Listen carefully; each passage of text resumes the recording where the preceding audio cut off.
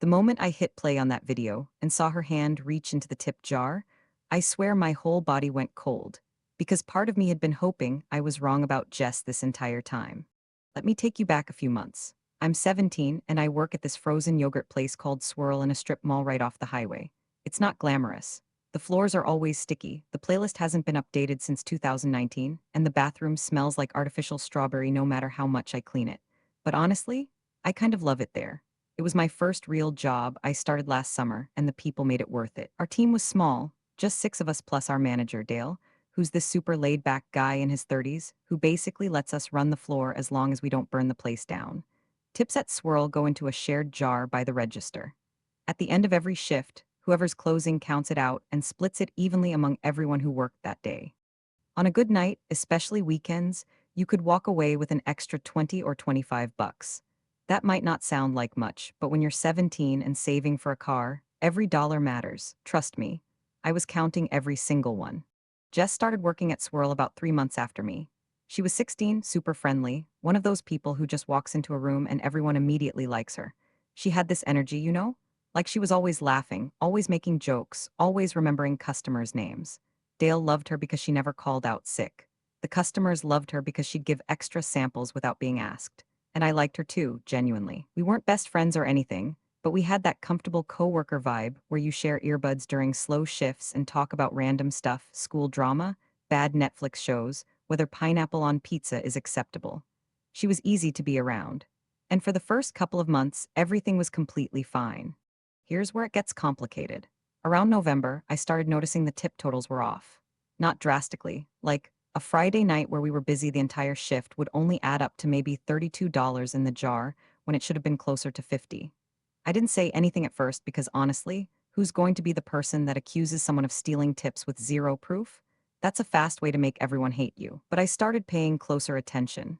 I'd mentally estimate what went into the jar during my shifts, and at the end of the night, the count would be short. It happened once, then twice, then it became this pattern I couldn't ignore.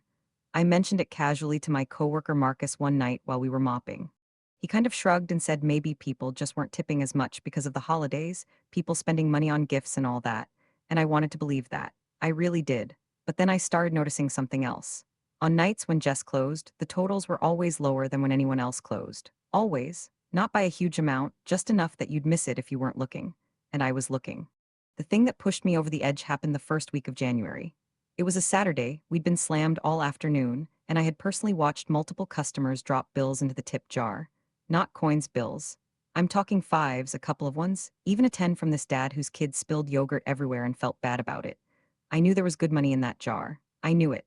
But when Marcus counted the tips at close, it came out to $19 split between four people. 19. I remember standing there doing the math in my head and feeling my stomach drop. Something was seriously wrong. That night I went home and I did something I'm still not sure was the right call. I ordered a cheap little camera off Amazon.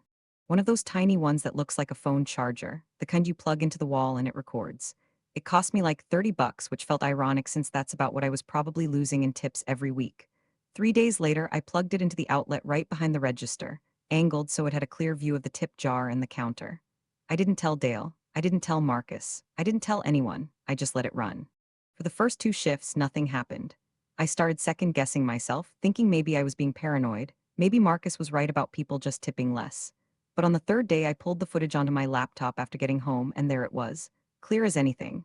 Jess was working the register alone, I was in the back restocking cups, and a customer walked out. You could see Jess glance toward the back, then toward the door. And then her hand just casually dipped into the tip jar and pulled out what looked like a five and a couple ones. She folded them and slid them into her apron pocket in one smooth motion, like she'd done it 100 times, like it was nothing. I sat there on my bed staring at my laptop screen, and I replayed it 4 times because I needed to be absolutely sure. And every time it was the same thing. That little glance, that quick hand that folded into the pocket. I actually said out loud to nobody, "Are you serious right now?" I let the camera run for 3 more shifts. I caught her 2 more times. Same move every time, wait until no one's looking, skim a few bills, pocket them. She never took everything. She was smart about it. She'd leave enough in the jar that the total wouldn't look completely empty, just a little lower than expected. And that's what made me so angry, honestly. It wasn't just stealing. It was calculated. She had thought about exactly how much she could take without anyone noticing. The only reason I caught it was because I'm apparently the one weirdo who does mental math on tip jars. I should have gone straight to Dale. I know that. That would have been the clean, simple, responsible thing to do. But instead, I did something messy and I own that. I texted Jess, just her. I said, hey, can we talk before shift tomorrow? It's important. She said sure with a smiley face, and I almost felt sick because she had no idea what was coming. We met in the parking lot 20 minutes before our shift. She was sitting on the hood of her mom's car eating hot Cheetos, and she smiled at me when I walked up, and for a second I almost chickened out. But then I thought about all those Friday nights where I went home with $11 instead of 20, and I thought about Marcus and the other people on our team who were losing money too without even knowing it. So I just said it. I know you've been taking tips from the jar. Her face didn't change at first, like it stayed completely still for about 3 seconds and then she laughed. She actually laughed and said, what are you talking about? I told her I had it on video. That's when the laughing stopped. She got really quiet, then really defensive. She said I had no right to record her, that it was an invasion of privacy, that I was basically spying on her like some kind of creep. And honestly, she wasn't entirely wrong about that part. I had secretly recorded our workplace without telling anyone. That felt gross even to me. But I stood my ground and told her that what she was doing was stealing from all of us, not just the jar, but from every person on the team who split those tips. She started crying. Not dramatic crying, but real, quiet crying, the kind where someone's trying really hard to hold it together and failing. She said I didn't understand her situation, and then she walked inside without saying another word. I stood in that parking lot feeling like the worst person alive, even though I knew I wasn't the one who'd done anything wrong, or at least I didn't think I had. The next 2 days were brutal. Jess wouldn't look at me during shifts. She wasn't cold exactly, just completely shut down like I'd become invisible. Marcus picked up on the vibe and kept asking me what happened, and I finally told him everything: the camera, the footage, the parking lot conversation. He was mad, but not at Jess. At first, he was mad at me. He said I should have just told Dale instead of confronting her myself, that it wasn't my place to handle it like that I'd made everything weird for the whole team. And that stung because he was right. I had made it weird. But then he thought about the money, did his own mental math, and got real quiet. He finally said, so we've all just been getting shorted this whole time? And I watched his expression shift from annoyed at me to furious at her. He told our other coworker, Priya, who told the other two people on the team, and suddenly everyone knew.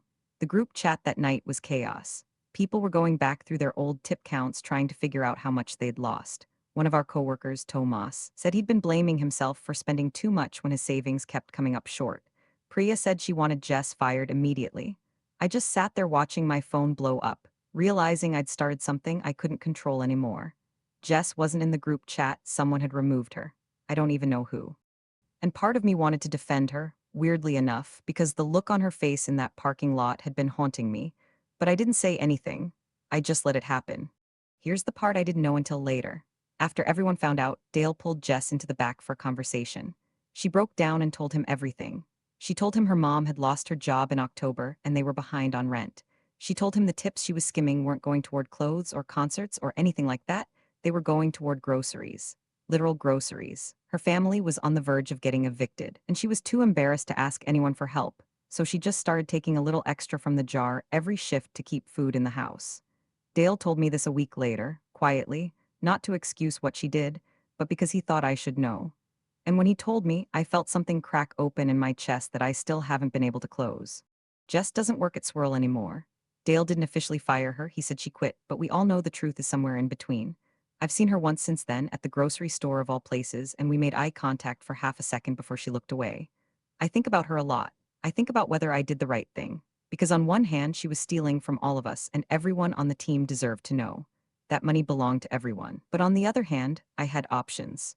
I could have gone to Dale privately. I could have offered to help her. I could have handled it in a way that didn't end with a 16-year-old girl losing her job when her family was already drowning.